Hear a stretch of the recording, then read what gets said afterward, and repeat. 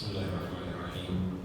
Amin amin wa asrafuna wa syukuruna wa bijiruna Ijab tidak majalisi mukhiratim wa tadarusihim Anna Allah yadkhulu niyatina fi niyatihim wa amalana fi amalihim wa yaftahu alaina hukumar arifin wa yufaqihna fi din wa yarzuqna amal bima'alimna wa yaftarana alwa wa ta'ati zahiraha wa batinaha ala hadini ya kulli niyatin salihatin wa ila hadratin Nabi Muhammad sallallahu alaihi wasallam.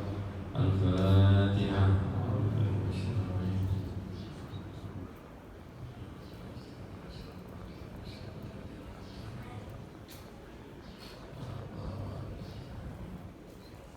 Bismillahirrahmanirrahim. Qala musannif rahimahullah ta'ala wa nafa'ana bihi wa bi ulumihi fid dharain.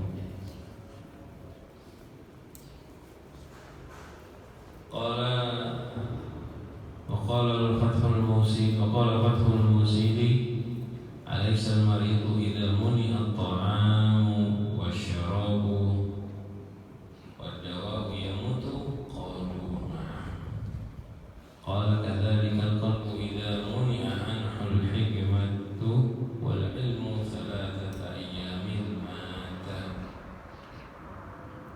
Alhamdulillah wa syukurulillah ala ni'amillah. Kita bersyukur kepada Allah atas segala nikmatnya dan pagi hari ini kita berkumpul kembali bersama-sama mencari atau mempelajari ilmu syariat dari Nabi kita Muhammad SAW. Kita berada di bab awal dari kitab ini, yaitu bab fil ilmi wa ta'allum, penjelasan ilmu dan belajar. Kita bahas kemarin ayat-ayat dan dalil-dalil yang menunjukkan keistimewaannya ilmu. Di sini akan dibahas pertama keistimewaannya ilmu, orang yang belajar dan orang alim. Kemarin sudah kita baca keistimewaannya ilmu. Lalu sekarang masih dilanjutkan setelah Al-Quran, kemudian hadis, lalu ucapan-ucapan orang soleh tentang ilmu. Ini ada perkataan sangat bagus dari seorang alim besar, Fathah al-Musili. Beliau mengatakan, beliau bertanya kepada orang-orang di sekitarnya, murid-muridnya, bagaimana menurut kalian orang yang sakit jika tidak diberi makan, tidak diberi minum, tidak diberi obat, kira-kira bagaimana keadaannya? Mati. Orang sakit, orang sehat saja nggak dikasih makan dan minum, mati. Nah, begitu juga kata beliau, orang-orang bilang iya mati. Kalau beliau mengatakan kadzalika qalbu, begitu juga hati.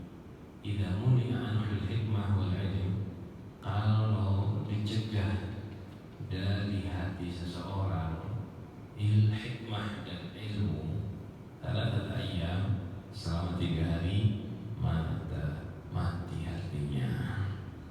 Hati kita ini kalau nggak disilami ilmu, kalau nggak diberi makan hikmah 3 hari, mati. Laqad sadaqa, kata Imam Ghazali, sungguh benar omongan beliau. 3 hari seseorang nggak dikasih ilmu dan hikmah, mati hatinya.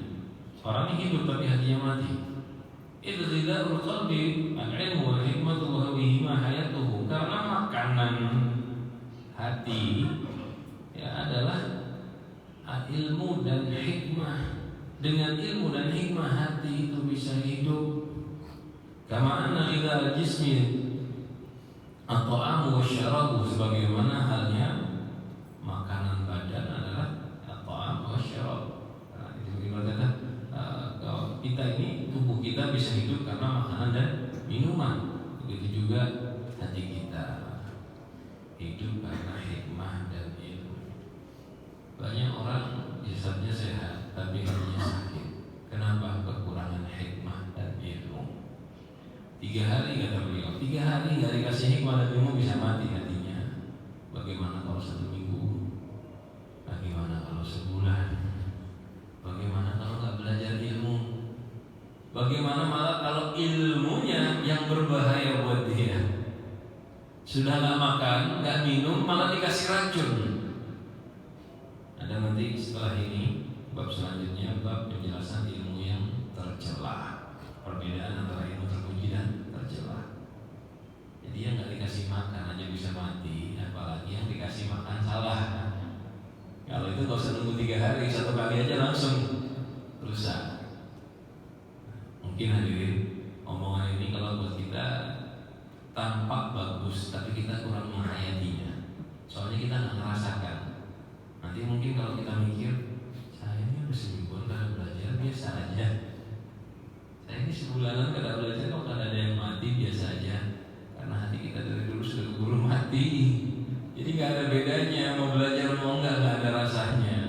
Ini orang yang hatinya hidup, dia bakal merasakan. Tidak belajar satu hari aja, ada yang tidak nyaman. Kalau yang sudah dasar mati kayak kita, kada pernah belajar memang, ataupun belajarnya khusyuk, walaupun libur bolos 1 minggu misal, kayaknya nggak ada bedanya. Memang hati kita sakit. Orang yang lagi koma masuk angin, ada bedanya nggak sama orang yang orang koma masuk angin sama tidak, ada bedanya nggak? Sama-sama di kasur, diinfus segala macam nggak bisa gerak. Mau ditambahi sakit gigi ya begitu dia sudah. Dikasih sakit apa lagi sama aja, karena dia sudah sekarat. Nah, hati kita begitu. Makanya memang penting kita memperbaiki hati. Alhamdulillah belajar sedikit-sedikit itu merubah, memperbaiki, menghidupkan hati kita dengan dengarkan hikmah-hikmah dari Al-Quran, hadis dan hikmah kalamnya ulama. Ini contohnya ini. Omongan ini juga kalimat hikmah ya, menggerakkan hati kita. Sedikit demi sedikit mulai hidup. Bahkan mungkin tidak ada di antara kalian, walaupun belum kita sampai derajat sempurna kayak gini, ada yang nggak pengajian 1-2 hari udah mulai terasa gak enak, sudah mulai terasa kada nyaman, sumpah. Nah itulah tanda gelapnya hati, matinya hati itu sumpah, tidak merasakan lezatnya ibadah. Walaupun ibarat kata tuh badan saya sakit, harus istirahat, tapi kalau nggak belajar tambah sakit. Tetap walaupun badannya sakit dipaksakan keluar cari ilmu, malah kadang-kadang di situ jadi obatnya. Ada beberapa orang soleh, jadi dia itu kalau sakit bukan istirahat, malah harus belajar. Kalau dibiarkan dia keluar nggak belajar, nggak sembuh-sembuh. Ada salah satu ustaz saya masih ingat tuh, beliau meriang sakit, nggak sembuh-sembuh sampai 3 hari, akhirnya keluar ajar kita. Ya nggak salah itu pagi-pagi baca nahu sama ihya.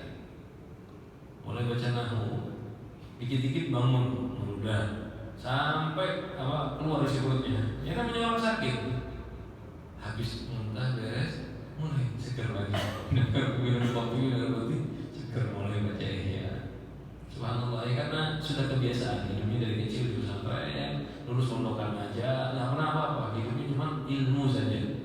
Bahkan sakit badannya aja obatnya juga dengan ilmu. Memang pada dasarnya ya kalau sakit badan berobat ke dokter. Kalau sakitnya hatinya tidak merasakan kelezatan, hatinya tidak merasakan kenyamanan, memang gak ada lain obat. Nomor 1 itu ya belajar dan kumpul untuk dipikir. 2 itu yang menghidupkan hati. Aman faqadal ilmu faqad ilma faqalbuhu maridun wa lazim wa laysa yash'uru bi syai'. Orang yang kehilangan ilmu maka hatinya sakit dan hatinya akan mati. Lazim, matinya hati itu pasti. Laysa yash'uru bihi, dia tidak akan merasakan apa-apa dengan hatinya. Hatinya nggak merasakan tadi contoh lezatnya sholat, nikmatnya mengaji Al-Quran, nggak merasakan perbedaan antara di masjid sama di luar. Kayak sama aja, nongkrong di masjid, nongkrong di warung sama rasanya, padahal beda. Di sini ada karunia hebat, malah kadang-kadang lebih merasakan nyaman di luar masjid.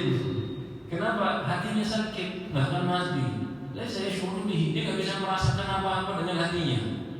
Hati kita ini ya, yang memiliki indera perasa akan rahmat, yang memiliki indera perasa akan nafahat, tempat-tempat kebaikan itu yang dirasakan oleh hati. Sebagaimana lisan kita merasakan nikmatnya makan, ada asam, manis, pedas, itu yang tugasnya lidah. Telinga punya tugas, mata punya tugas menikmati warna dan sebagainya. Hati ini yang merasakan rohaniah, intisari dari beribadah kepada Allah. Dia yang bertugas merasakan lezatnya sholat. Dia yang bertugas merasakan lezatnya kumpul ilmu, itu tugasnya hati. Tapi kalau hatinya sakit, hatinya mati, ya nggak ada rasa apa-apa. Sama kayak yang kemarin pas kena corona, nggak bisa cium, semua nggak ada baunya, makan nggak ada rasanya. Kenapa? Sakit ini dua. Kalau ini sudah dibiarkan terus-menerus sampai mati rasa, bahaya. Ya makan manis, asam, pedas sama aja. Kira-kira gimana? Nyaman nggak? Semua makanan rasanya sama, hambar. Kira-kira enak tidak? Nah begitu juga hati kita. Makanya kita ini sementara ini nggak enak sholat, nggak enak ngaji karena hambar. Kalau sampai punya indera perasa yang tajam, yang bagus, makan ini tuh terasa. Bahkan kadang-kadang tuh ibu-ibu bisa ya, makan satu suap bisa ketahui bumbunya nih A, B, C, D, karena lidahnya tajam sekali, perasanya bagus sekali. Dia tuh makan beda sama orang-orang yang lain, dia bisa merasakan kelezatannya lebih. Kenapa? Tajamnya indera perasa makanannya. Orang pun begitu. Ketika dia sholat semakin tajam indera hatinya, perasa hatinya tambah nikmat. Dia merasakan baca bismillah, Al-Fatihah, rasanya begini. Ya, rasanya itu nggak terbayangkan oleh apa ya, bukan seperti makanan. Pokoknya rasanya itu lain, di hati lebih tentram. Nah ini itu namanya hatinya hidup, bisa merasakan. Nah orang yang kayak tadi yang dikatakan Imam Ghazali, ya mati hatinya karena nggak dikasih ilmu. Nggak dikasih ilmu, salah satu juga sebabnya di anna syahwatil dunia atau ihsas, kesibukan dunia juga mematikan rasanya hati. Udah nggak belajar, kan nggak dihidupkan, sibuk dengan dunia. Nah, kesibukan dunia ini mematikan rasanya hati. Kita ini setiap hari sibuk dengan dunia pasti. Ya walaupun tingkatannya beda-beda. Ada yang ngejar dunia syahwat, ada yang ngejar dunia hajat, ada yang zuhud ataupun waro, tingkatnya beda-beda. Nauzubillah, ada yang ngejar dunia karena haram dan cerita itu. Tingkatan beda-beda. Nah cuman kesibukan dunia kalau di atas ukuran hajat itu biasanya mematikan rasa hati, abtolan ihsasa, membuat rasanya hati mati. Coba Pak Pian pernah nggak merasakan lagi senang-senangnya dengan harta, ya, nyaman-nyamannya menikmati uang dan sebagainya, terus ke masjid, apa rasanya? Biasanya kurang, rasa enaknya itu kurang. Karena lagi asik makan, jalan-jalan ini dan itu, ke masjid i'tikaf bainal maghrib wal isya, kebayang-bayang di luar, rasa yang ada itu kurang. Begitulah cinta dunia itu mengurangi. Kalau dibiarkan terus menerus, ya bisa mati rasanya. Oleh karena itu, alhamdulillah kita perlu seperti ini ajar ilmu untuk menghidupkan hati kita, membuat hati kita merasakan lezat dalam taat dan ibadah kepada Allah. Fa idza kashafa anhu al-maut tilka syawahil ahsa bi alamin azimin wa tahassuran la akhirah lahu. Tapi kata Imam Ghazali, memang saat hidup di dunia kan kesibukan dunia membuat hati mati. Kita ini kayak sekarang ini hati kita ini mati nggak terasa apa-apa karena kesibukan dunia. Tapi kita kira kita sehat, kita kira kita tidak ada yang apa-apa, merasa normal-normal saja. Memang gitu. Tapi kata Imam Ghazali, kalau nanti meninggal mati, kematian ini baru akan membuka. Ternyata kesibukan dunia ini mematikan hati kita dan membuat kita rugi. Ahassa, lalu dia nanti akan merasakan, orang setelah mati baru merasakan alamin azim, rasa sakit yang besar. Ini bukan rasa sakit dicabut nyawa, bukan. Rasa sakit sadar. Wa tahassuran la akhirah lahu, dia akan merasa rugi, menyesal dengan penyesalan yang tidak ada akhir. Udah mati, baru dia akan merasakan sakit yang pedih dan penyesalan tanpa akhir. Ini adalah makna sabda Nabi kita Muhammad SAW. An-nasu niyamun, manusia itu tidur. Idza matu intabahu, kalau dia mati barulah bangun. Jadi orang tuh sakit mati, sakit sakratul maut ada. Setelah sakratul maut beres mati, baru dia merasakan sakit lain lagi. Itulah sakit penyesalan. Kenapa dulu saya hidupnya begini? Padahal waktu hidup dia puluhan tahun, gak sadar. Kenapa? Hatinya mati. Inilah yang memang yang dicari sama ulama. Dalam menyampaikan ilmu pertama, sedikit menggerakkan hatinya. Ada celah sedikit, ada sedikit kesadaran, mulai itu bisa merasakan kebaikan. Ya biarlah ada majelis ilmu ini mau nggak mau, karena ada gerakan dulu di hatinya, sempat hatinya dibangunkan. Kalau hatinya tidur terus, nggak mungkin bermanfaat. Jangankan untuk duduk seperti ini mencari ilmu, dengar adzan aja mungkin sumpah kadang-kadang. Orang Islam nggak sedikit orang Islam dengar adzan, aduh sudah adzan. Banyak yang kayak gini. Kalau kita tuh dianjurkan oleh para ulama kalau dengar adzan suruh bahagia. Akan sebagian mengajarkan kalau ada adzan suruh baca marhaban bil qaidina adillah, marhaban bis salati, marhaban wa ahla. Selamat datang dengan orang-orang yang mengucapkan petunjuk, artinya muadzin. Marhaban bis shalah, selamat datang sholat, sambut sholat. Kalau kita ada, aduh cepatnya sudah zuhur, aduh pusing. Nah itu tanda apa? Hati kita nggak bangun sama sekali. Makanya ada saat Allah memberi taufik, itu nanti kita akan bahas pada babnya. Jadi ada saat kadang-kadang tuh karena hati kan namanya tidur terus, ada saat dia sadar sedikit. Ya, sebelum hati mati itu ada antara posisi tidur bangun. Saat sadar sedikit, kemudian kita dengarkan tausiah, dengarkan zikir. Nah itu tuh saat itulah mulai hati merasakan. Makanya ulama kita juga dianjurkan sesering mungkin dengarkan ilmu, dengarkan zikir. Karena barangkali saat kita dengar ilmu tuh hati pas lagi bangun. Ya walaupun hati kita kebanyakan tidur, kadang-kadang pas lagi bangun dengar ilmu tambah lama bangunnya, tambah sadar. Sama kayak orang sakit, itu terus seharian, lemas kan badannya kan. Nanti pas bangun gimana dia? Dikasih obat langsung ya. Saat dia sadar sedikit 5 menit, ayo minum obat. Habis itu tidur lagi. Nah, obatnya masuk ada efek.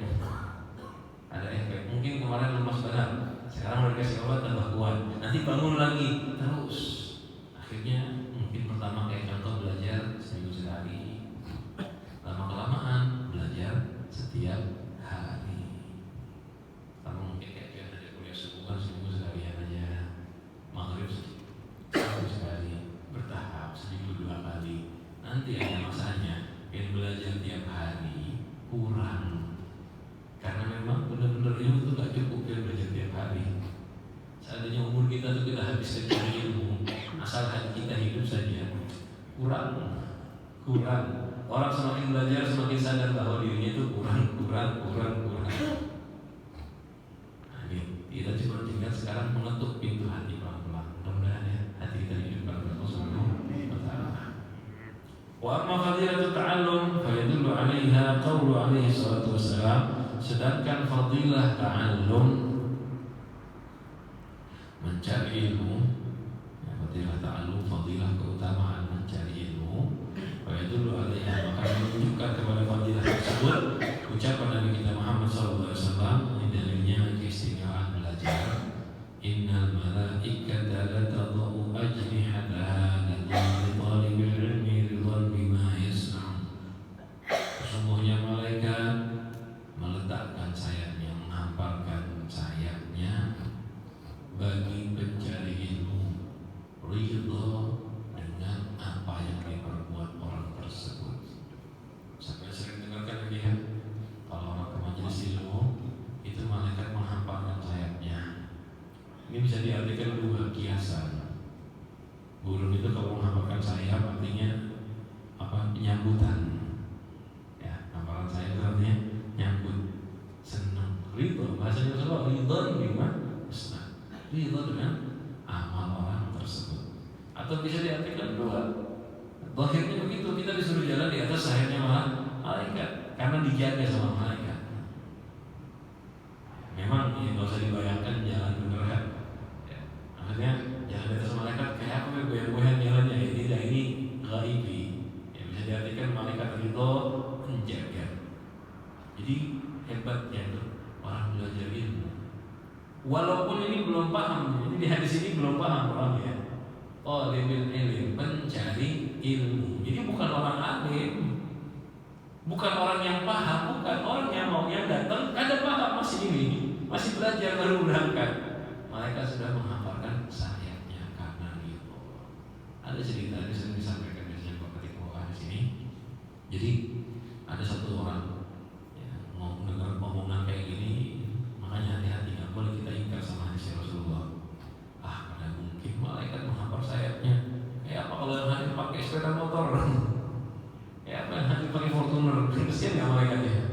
Ini bukan bab seperti itu. Akhirnya dia nih nunjukin, nggak ada malaikat menghamparkan sayap. Dia pakai sepatu, dia kasih paku-paku. Ini orang kurang aja ya. Maksudnya nggak percaya dengan hadis Rasulullah ya. Dia pakai sepatu dikasih paku. Ini kalau emang saya malaikat saya ini, malaikatnya bakal kesakitan kata dia.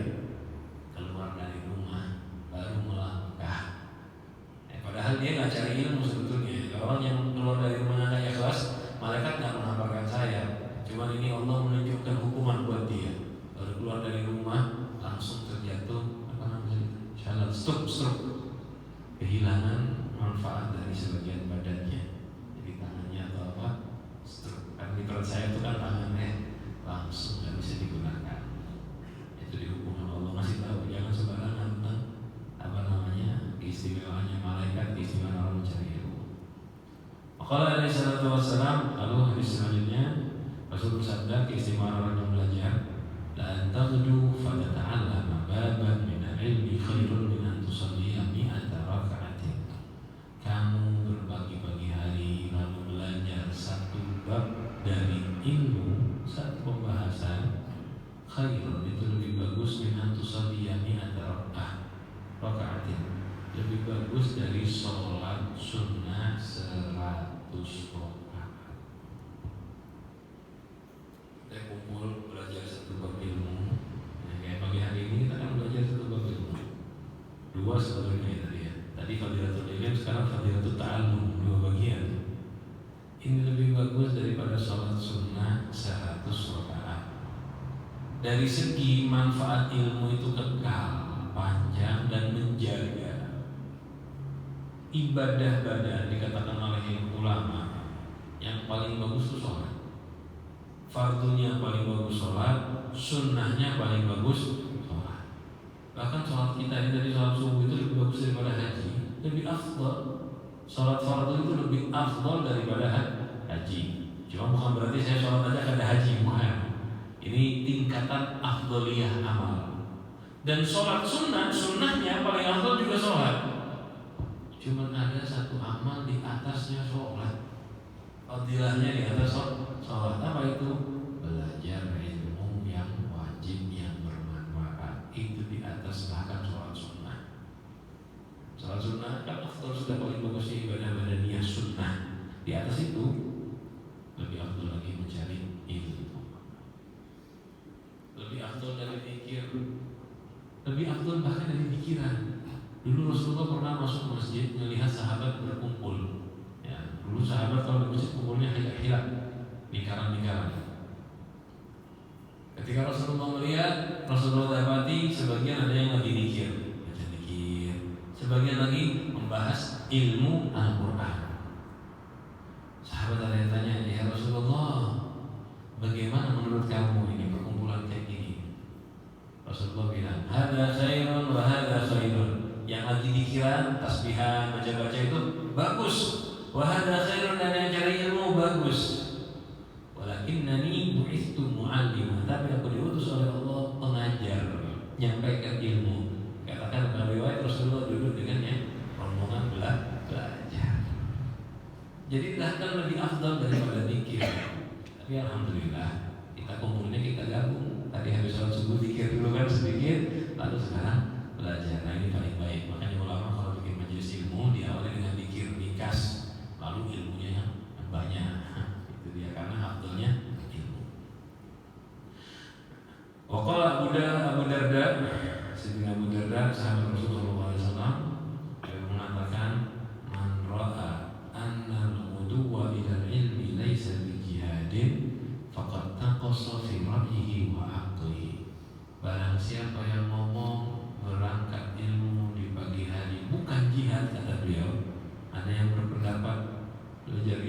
bagi itu bukan jihad, maka dia kurang dalam akalnya dan sudut pandangnya, ada kekurangan kata beliau. Maksudnya orang yang normal, orang yang sempurna akalnya, yang belajar hadis, belajar Al-Quran, pasti tahu, sadar bahwa belajar ilmu itu ya jihad. Belajar ilmu itu jihad dan berat hadirin, susah. Mungkin nih ya hadirin ya, sekarang ini kalau seandainya di Banjarbaru misal ada seruan jihad sama seruan kuliah subuh, kira-kira rame mana? Kira-kira rame mana? Rame jihad, betul. Ajak seruan demo, jangankan jihad semua, demo aja rame yang demo. Gimana kuliah subuh? Kenapa? Kuliah subuh, sholat subuh berjamaah di masjid lebih berat hadirin. Bahkan kita kan beberapa waktu yang lalu kita sempat melewati ajakan kuliah subuh berjamaah. Dulu kan kami kuliah subuh berjamaah, tapi sempat di awal dipolitisasi. Maksudnya diajak, ayo kita kuliah subuh berjamaah tapi untuk politik. Jadi semangat kuliah subuhnya karena politiknya, sholat subuhnya, bukan karena sholat berjamaahnya, bukan. Dulu kan begitu pertama. Alhamdulillah politiknya hilang, sholatnya langsung sholatnya terus istiqomah, masih bagus gitu. Jangan politiknya hilang, sholatnya juga hilang ya. Kenapa kayak begini? Memang jihad sama sholat subuh berjamaah, aku belajar ilmu, lebih berat belajar. Al-Quran itu menyuruh. Ya. Kalau min kulli firqatin minhum, seandainya orang-orang yang berangkat jihad tidak berangkat semua, disuruh tinggal thaifatun yatafaqahu fiddin untuk belajar ilmu agama. Bayangkan, rombongan sahabat mau berangkat jihad, Allah memerintahkan harus ada yang tinggal di kota belajar. Setelah belajar, waliyunziru qaumahum idza raja'u. Kalau dia belajar, nanti dia ngajarin orang-orang yang perang saat mereka pulang. Jadi dia jadi gurunya orang yang jihad. Itu Al-Quran yang ngomong.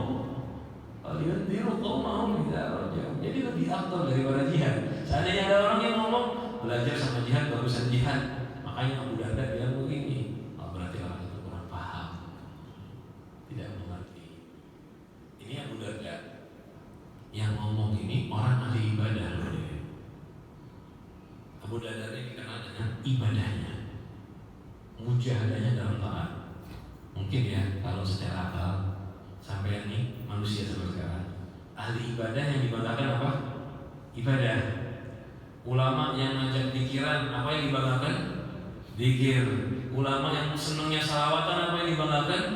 Salawat. Kan begitu. Yang misal dakwahnya bisanya di bab salawat, dia ngomong paling bagus salawatan, maulid, udah itu aja, yang lain kena. Pasti bilang begitu. Yang sukanya zikir, biasanya tuh orang-orang thariqah, zikir aja sudah itu paling bagus. La ilaha illallah baca, ilmu nanti dulu, pasti bilang begitu.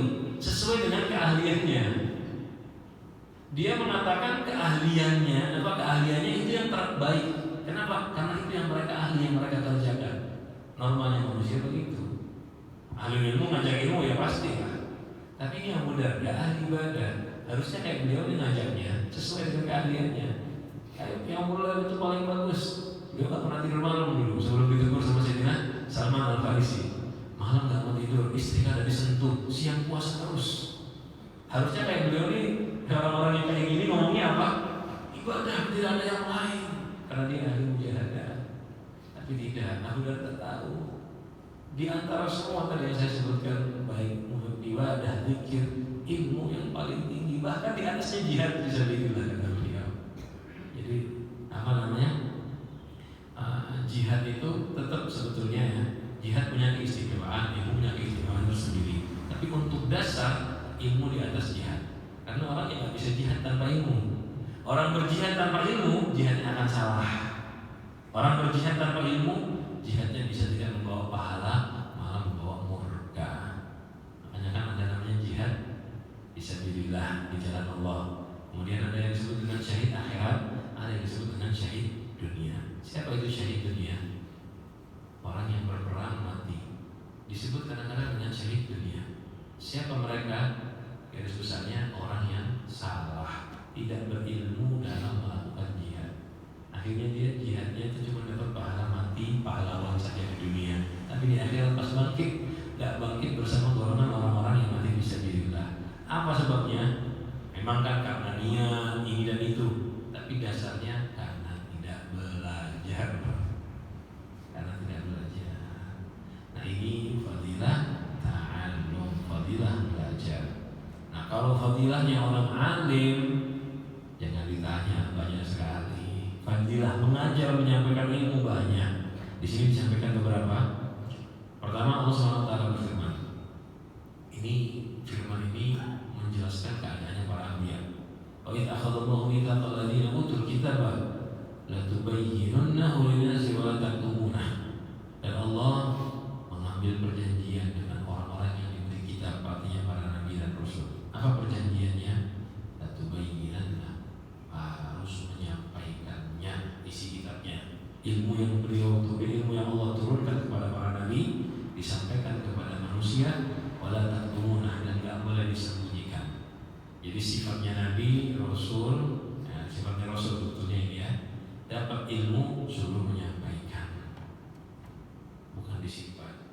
Nah, Rasul bersabda ketika membaca ayat ini, ma atallahu aliman ilman, tidaklah Allah memberikan ilmu kepada seorang alim illa wa akhadha alaihi minal mitsaqi, kecuali Allah mengambil perjanjian, membuat perjanjian atas orang alim tersebut, ma akhadha ala nabiyyin, seperti perjanjian yang dibuat kepada para nabi terdahulu. Apa itu? Ayyubayyinuhu wa la yaktumu, disampaikan, dijelaskan dan tidak disembunyikan. Ketika orang alim belajar ilmu, faham ilmu dia miliki, itu sudah ada perjanjian. Ya walaupun secara zahir nggak kelihatan, cuma ini dapat perjanjian seperti perjanjiannya para nabi, nggak boleh disimpan, harus disampaikan pada tempatnya, pada waktunya, dengan adab yang baik. Makanya orang alim yang nggak nyampaikan ilmu bahaya. Yang Haddad mengatakan begini, ini darajatnya. Mungkin nanti di depan akan kita bahas ya. Ada orang berilmu belum beramal, berilmu belum beramal, dan biasanya banyak kayak gitu prosesnya. Udah hafal, udah paham, belum bisa mengamalkan. Ini bagusnya kayak apa? Dia diam saja atau ngajar? Kata Imam Haddad, ngajar, jangan diam. Nanti setan datang sama dia bilang begini, dia ini berilmu aja, belum beramal, kada usah ngajar, beramal dahulu. Ini tipuannya setan. Nanti pas dia mau ngajar, setan bilang jangan ngajar, beramal. Pas dia mau mengamalkan, setan bilang kena dulu istirahat. Akhirnya cuma ilmu aja dia miliki, ngajar enggak, amal juga enggak. Makanya Imam Haddad bilang kalau sudah dapat ilmu, berusaha ngajar. Yang penting sambil latihan amal. Tetap ngajar, tapi sambil berlatih amal. Jangan menunda ngajar karena nunggu amal. Ngajar iya, sambil praktek amal. Karena kalau cuma ini, kalau kita bagi tiga, ilmu, amal, dan mengajar, kan tiga. Tapi yang cuma punya ilmu aja kehilangan dua. Makanya tambah satu lagi, mengajar atau belajar atau mengamalkan.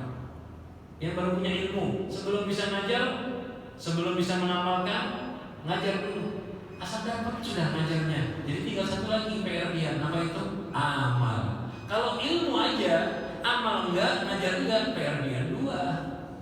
Kerjakan mengajar. Nih, ini contoh ya bagi santri yang udah jadi ustaz, pulang dari pesantren, kadang-kadang digoda begitu sama setan. Ya ini belum amal, jangan ngajar dulu gitu. Ini kayak gini tipuan. Kenapa? Tunggu aja 1-2 tahun. Amal nggak mungkin berhasil selesai. Amal nggak dapat, ilmunya hilang. Karena yang nggak disampaikan kayak apa? Lupa. Banyak orang mondok tahunan, bahkan belasan tahun, pulang nggak mau ngajar dengan alasan belum beramal. Bagus ya, alasannya baik aja itu. Tapi kalau sama sekali amalnya enggak, ngajar enggak berangkat ngajar, nggak mau berusaha beramal. Nanti pas beramal setannya datang lagi goda. Istirahat aja dulu, capek beramal. Ujung-ujungnya dia kehilangan ilmunya juga. Jadi nggak amal, nggak ilmu. Karena orang tuh kalau nggak menyampaikan hilang. Sampai tahu sesuatu dipendam aja di hati, nggak pernah diingat, lupa. Makanya dianjurkan menyampaikan ilmu.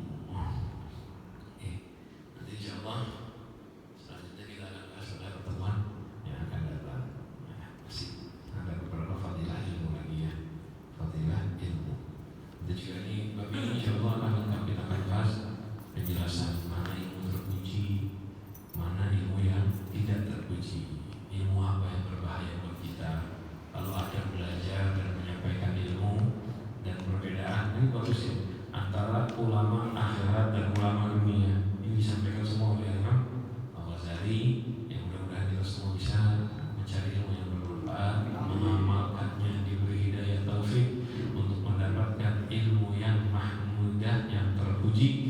ilmu